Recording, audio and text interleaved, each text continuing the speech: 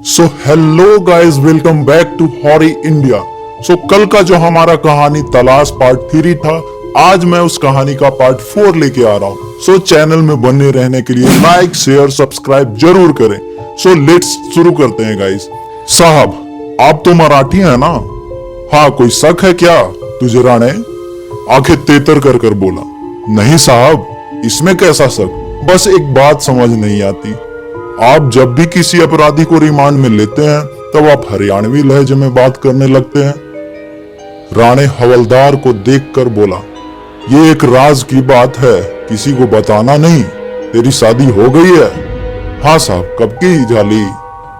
सच सच बताना, तेरी बीवी तेरा रिमांड कैसे लेती है? शिंदे शर्मा कर बोला, लेती तो है साहब। फिर क्या करता है तू? एसआई राणे आंखें में आंखें डालकर बोला, क्या कर सकते हैं साहब?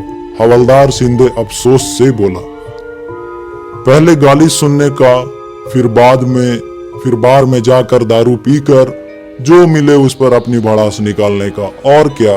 शिंदे आंखें झपकाते हुए बोला, तो तेरी बीवी कहां से? शिंदे, कहां से है? सर वो इधर से ही है। बोले तो लव मैरिज? शिंदे शर्माकर बोला, देख रिमांड मेरा भी लगता है, बस मेरा थोड़ा तरीका अलग है। तू अपनी मराठी वाइफ से मार खाकर अपनी भड़ास दारू पीकर बार में निकालता है, और मैं अपनी हरियाणवी वाइफ से मार खाकर अपनी भड़ास उन अपराधियों पर निकाल लेता हूँ।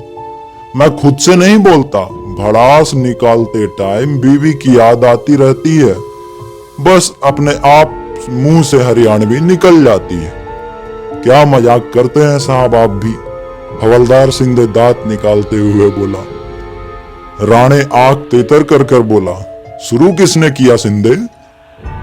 अब गप बस, अब यहां से निकल और बाहर से कुंडी मार। हो साहब, बोलकर हवलदार पतली गली से निकल गया। शिंदे ने रोहित को रिमांड में लिया और उसे रिमांड में करना शुरू कर दिया। तभी एक पुलिस वाला उस कमरे में दाखिल हुआ। सर, एक 25 साल की लड़की की लाश मिली है। आशंका जताई जा रही है कि ये प्रिया की ही लाश है।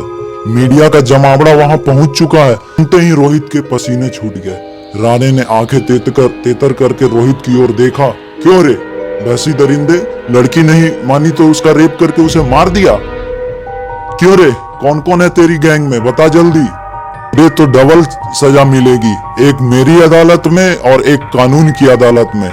बस फर्क इतना है कि कमरे में ज्यादा जोर से चीखने लगेगा तू और अदालत में कम चीखेगा तू।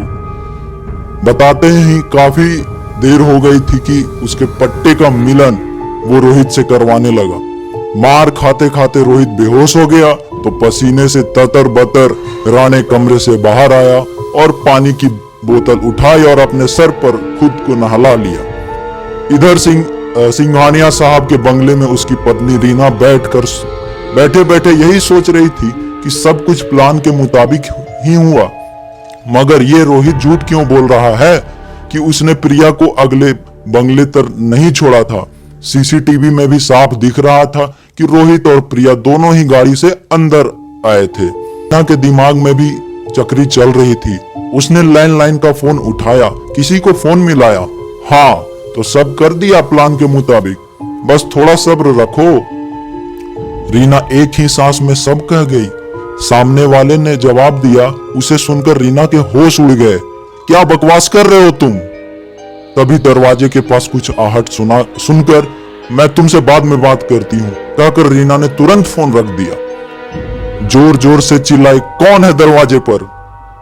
हाँ मैम साहब, आपके लिए चाय लेकर आए हैं, नौकर ने जवाब दिया। रीना ने दरवाजे को खोला और नौकर पर चिल्ला पड़ी, मैंने तुझसे चाय मांगी थी क्या? और एक बात बता, दरवाजा खटखटाया क्यों नहीं? और कितनी देर से यहाँ खड़ा है तू? जल्दी बता दे वरना बहुत बुरा होगा तेरे साथ।